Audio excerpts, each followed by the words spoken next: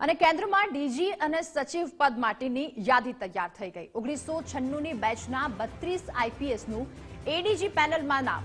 ગુજરાતના 2 આઈપીએસ અધિકારી પણ આ પેનલમાં સામેલ છે। કેબિનેટની નિયુક્તિ સમિતિ દ્વારા મંજૂરી અપાઈ છે।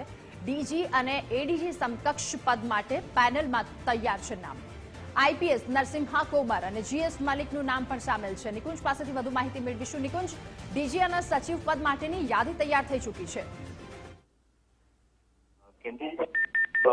ઇમ્પેલમેન્ટ માટે એક યાદી જે છે આજે આવી છે કે જેમાં ગુજરાતના આઈપીએસ અધિકારીઓ અને આઈએસ અધિકારીઓના નામો જે છે સામે આવ્યા છે। ડીજી અને એડીજીપી લેવલ પર આ ઇમ્પેલમેન્ટ કરવામાં આવ્યું છે। ગુજરાત કેડરના 2 આઈપીએસ અધિકારીઓનું ડીજી અને એડીજી લેવલ પર ઇમ્પેનલમેન્ટ જે છે તે થયું છે। આઈપીએસ અધિકારી નરસિમ્હા કોમર અને અમદાવાદના સિટી પોલીસ કમિશનર જીએસ મલિકનું પણ ઇમ્પેનલમેન્ટ કરવામાં આવ્યું છે। આ ઉપરાંત એએસઆઈ અધિકારી જયંતિ રવિનું પણ કેન્દ્ર સરકારની અંદર ઇમ્પેનલમેન્ટ થયું છે। તે પ્રકારની માહિતી આજે સામે આવી છે। જી નિકુંજ, આભાર આપનો તમામ વિગતો બદલ।